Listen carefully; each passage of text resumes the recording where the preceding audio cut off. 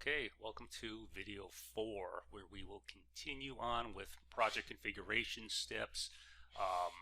We went through and set up the initial stages of project location information and just the basic setup information, selected our weather station, and that brought us to this point of actually deciding what is the data that we want to collect. This is where you want to put some thought into this, because you will find that it is very difficult, but it often happens that you decide, boy, I really wish I would have collected this data.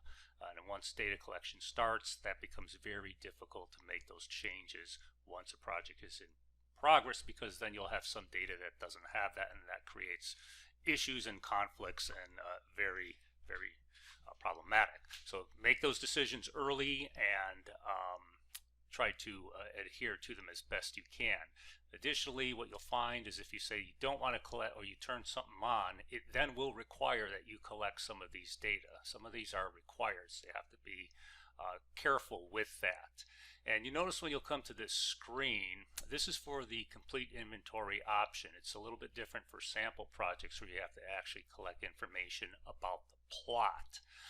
So this one is a little bit more simplified, where we're only collecting some kind of general information, some general site information, the tree detail information. Then there are also some management information that you can collect. Most of these were ported over from an old program called iTree Streets, so to allow for people who used to use that application to collect similar data. This is not really a great tool for, say, collecting maintenance information and then tracking it over time. This is not the tool for that. It will only give you the snapshot of that data in time. So it's not something that you want to figure on using for updating that type of data. So think hard about selecting and collecting that information that's related to maintenance, because it has some minimal value in terms of longevity.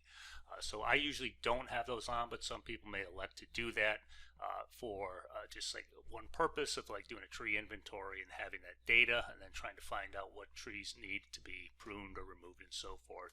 And it could be somewhat effective, but for updating and tracking records, not that good. All right, so what do we have here? So we have minimum required fields. ECO will require you to have at least species and DBH. It needs that much to do some ecosystem service estimates. Ideally, and in my mind, I would advocate hard to always include crown health too. The condition of the tree matters. If you don't have that on, it's going to use defaults. It'll kind of use what's called, I think it's a 13% dieback, which comes out to a good or fair tree. I'm not too sure. It'll tell you if you don't select that. It'll tell you, let's say if I hit OK and this is all I wanted to work with, it'll come back and show you, okay, we're going to apply 13% dieback, and this is what is going to be applied to all your trees. So be careful with that. I always like to include that one on there at a minimal. And even though we're going to use this for a new tree planting project, we can just say they're all good, or they're all zero dieback if it's a good nursery stock that we're working with. And since we're going to be collecting trees that are established around that school, it may be something that is desirable also. So you also see that there are these blue fields too. These fields are optional but highly recommended, and so they are used by the model for estimating ecosystem services, and some of them have more impact on different ecosystem services than others, and it's not always equal. So some of these have minimal, like land use really is not as heavily used in the model as it used to be. This panel might not be quite up to date, but it really only affects the structural estimate. Tree height is a critical element for carbon estimating, and crown size here actually is a very critical and highly used variable for estimating crown volume and leaf surface area. But beware, when you check that one box for crown size, that means that you're going to collect a variable for height to live top of the tree, height to the base of the crown, and then two measurements for crown width, north, south, east, west, and then the percent missing. So checking that one box will require you to enter all of those variables. It's not possible just to say I only have crown width and I'm going to use that. That just doesn't work with ECO. It's not set up that way, unfortunately, at this time. If you don't select any of these, then what happens is that ECO uses defaults or regression equations, and then your estimates aren't going to be as accurate. And that's fine, especially for many people that just have traditional tree inventories. If you have species, DBH, condition, which is very common for a tree inventory, that data can be imported into actually ECO, by just setting this up to match with the data that you have, and then you can do some estimations of ecosystem services. So on this side panel, this is also very helpful when trying to make decisions on this screen, because you'll see over here to the left data and ecosystem service relationship. So it gives you somewhat of a key here, and it tells you like what these are the ecosystem services, carbon storage, sequestration, energy, and so forth. And then it shows you the data variables. So we can see tree height here is used in these various ecosystem services going back up to the key. You can see crown size, crown health. They all factor in. In some cases, they may be used secondary, not necessarily directly, but in a secondary fashion for estimating some of the ecosystem services. Energy effects. So energy effects is one of those variables where this model doesn't do that automatically just based on collecting tree information.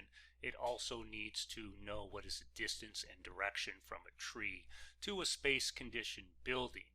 And I say that because the energy model really is designed for looking at how trees around dwellings work. So it wouldn't necessarily be applicable, say, for a school, an office building, an institution, or a storefront, because that's not a place where somebody is actually living. And then there are also story requirements. So 2 flats or 2.5 story building is what the model was really intended to be used for. And then there's limitations to all of these too for areas outside the U.S. to be conscious of and to look at the limitations in more depth if you are using this for international purposes. So for this particular project, what we want to do is I'm just going to turn on a few things that we are interested in. So we want crown health, species, and DBH. We're going to use English. Again, here that's a critical option too, because you can't go back and change it to metric if that's what you're doing.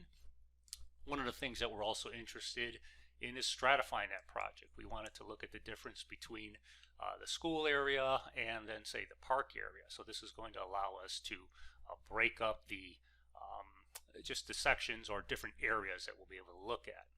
And one other thing that might be helpful is you have these custom fields here, and we could put in a stock type if we want to know for planting purposes what stock type, or we could put in a nursery if we're interested in like trying to differentiate between different nurseries where we might have received stock from. Some of the folks who have used similar methods have done that just so that they can kind of compare how different planting stock has done over time. With these, you also have to then set up the options for these optional fields. So I'll go ahead and just set that up and then come back and show you how I did that. Before I do that, I wanted to toggle on GPS. That was one of the primary reasons for doing this, because we wanted to look at trying to map these trees. And one other panel here that gets a little bit hidden when you're doing project configuration is if you scroll down, there's a description of all these different data types too. So this can be very helpful in trying to understand, well, what does it mean by status? And this is a status of a tree as planted or self-seeded. And the model just kind of uses this to kind of keep a calculation in terms of how many trees are actually just being regenerated on their own, if it's something that's growing in the wild or if it's something that was actually planted, if it can be determined. So you'll find that there's a lot of different data variables and options to kind of go through to make these decisions, but be careful because you could add in a lot of time for data collection. So think first about what is it the data that is most critical for your objectives and the skills and times. If you're working with volunteers, you don't want to tax them with collecting a lot of additional data that's not going to be helpful but might be ideal or for other purposes. Okay, so let's proceed on, and we'll select OK, and then I'll also go in and then add in some information for those 2 optional variables.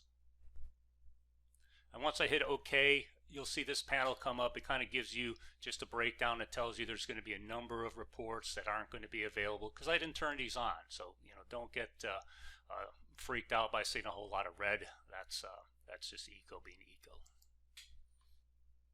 So once we proceeded, you can see that now that the panel changed, but I also have to go back, and this is something that folks forget. Like once you do that, you have to go back and turn on those custom fields. And so I had stock type, and so this is something where you have to give it the options first. And this is kind of a quirky thing about Eco. You don't see anything, well, where do I enter it? Well, yeah, you got to click on it and then it appears, okay?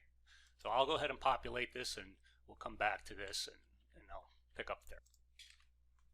Okay, so I went ahead and filled out just a couple different stock types. One tip to keep in mind is, based on the picture earlier that we saw, it looked like there was a lot of B&B trees. So if you list that first, then somebody doesn't have to scroll through.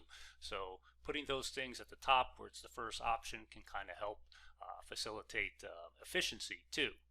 And I went ahead and just added in a couple nurseries here too. So these are just a couple local nurseries. I'm not sure if they were actually used for this project. And then I added in an other or unknown. So at this point, we're pretty well set for some of the basics. One of the other things we wanted to do is just stratify the project also. And so you remember we checked that box for stratification. So a lot of people forget that you have to actually go through then and kind of define those areas. So I'm going to pause this here, and then I'll come back and kind of talk about how I have this set up. Okay, so I just paused that and went ahead and populated this so you don't have to waste time listening to me type. So what I have is one stratum for the high school. So 9 acres was kind of what that roughly came out to. And then Rowan Park was the other section. And just going back to that picture, just to recap, if you kind of haven't seen the earlier video. So we're just kind of delineating that we're going to collect data at the school, and then we're also going to collect data in this park. And if we wanted to, we could have broken down that school into more areas, say the front of the park, or they also have these internal squares too, and that could be helpful in terms of looking at the differences of different management areas or different units of say a particular project. So stratification is a very, very helpful data piece for you to kind of consider using. Now, say if we wanted to add more, yeah, we could. At this point, it's very easy to, and you can see here it just totals up the total areas. You see 0 for the number of trees. Once we start adding in trees, you'll see that these numbers will change. So at this point here, we're pretty well set up for a very basic project, and just kind of keeping the parameters for it somewhat manageable. I'm going to go ahead and hit OK, and then we're pretty well set up. If we wanted to go back to project configuration for some odd reason, we can do that by just backing up to that project definition, and then we'll have access to those same panels before we pass that point of no return. So just to recap, the data that we decided that we're going to collect, we turned on stratification.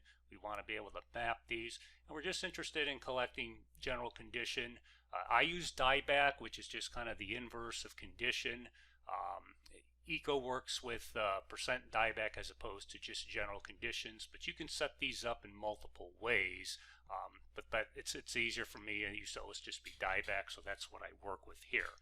So if a tree is perfectly healthy, it's going to be 0% dieback, which is an excellent tree. If the tree's dead, it's going to be 100% dieback. Condition would be the inverse of that.